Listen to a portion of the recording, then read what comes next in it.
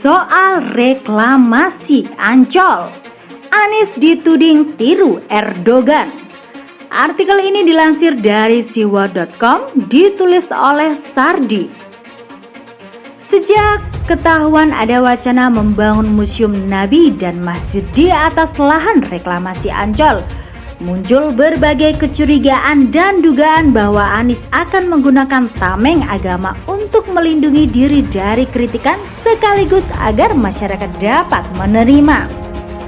Secara kita tahu, Anies pun menang pilkada dikarenakan ada faktor sentimen sara di mana lawannya saat itu adalah Ahok. Masyarakat diingatkan agar memilih pemimpin yang seiman, bahkan diancam dengan berbagai cara yang tidak etis, misalnya jenazah tidak akan disolatkan. Agama diseret, surga diobral dengan mudah. Jadi wajar dan tidak heran kalau agama menjadi alat ampuh untuk mempengaruhi dan memancing emosi masyarakat. Politikus Partai Demokrat Ferdinand Hutahayan menilai Anies meniru gaya Presiden Turki Recep Tayyip Erdogan dengan memanfaatkan isu agama terkait reklamasi di kawasan Ancol. Anies dan Erdogan memiliki kemiripan ingin membentengi diri melawan pihak-pihak yang mengkritiknya. Anies membawa-bawa isu agama, yaitu membangun museum sejarah Nabi dan Masjid Apung di atas lahan reklamasi. Sedangkan Erdogan membuat Hagia Sophia menjadi masjid kembali. Dia itu kan sedang bermasalah dengan Eropa. Dia ingin membentengi dirinya dengan dukungan masyarakatnya. Maka diperalatlah agama. Nah, Anies mau meniru ini saya lihat. Jangan, tidak boleh. Kita ini kelompok masyarakat yang heterogen, kata Ferdinand.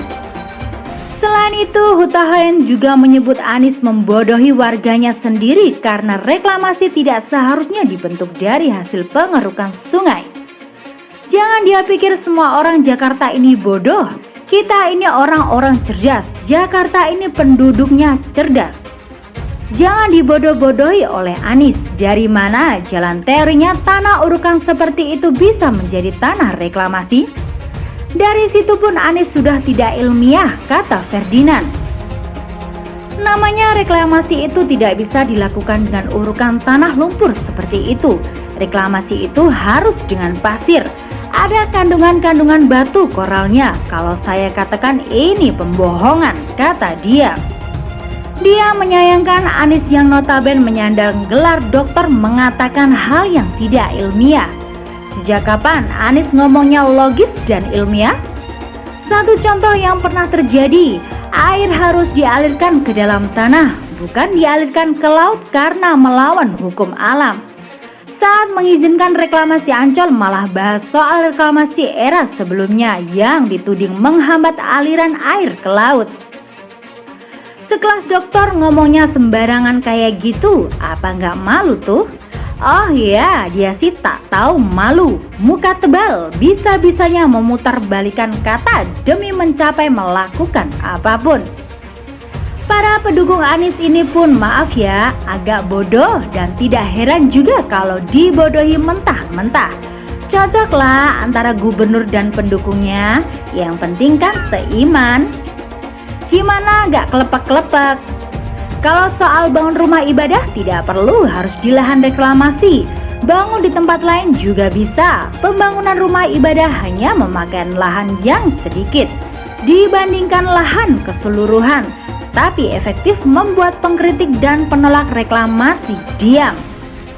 Tanah hasil kerukan sejak 2009 aja cuma 20 hektar. Sisanya mau perluas lahan sampai 155 hektar. Gimana? Mau keruk sungai mana lagi? Atau pakai tanah hasil eksploitasi di planet Mars? Pendukungnya kok gak cerdas sih memikirkan hal seperti ini? Masa sih gara-gara dibuai dengan agama langsung hilang logika gini? Aneh plus lucu dan bikin bingung.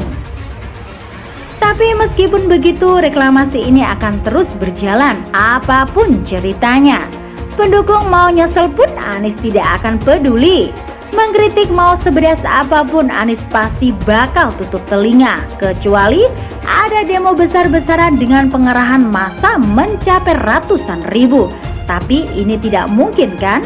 Yang bisa melakukan ini hanyalah gerombolan sebelah yang kebanyakan tidak punya kerjaan. Cuma bikin rusuh doang dengan logistik yang mencukupi dari sponsor yang berkepentingan.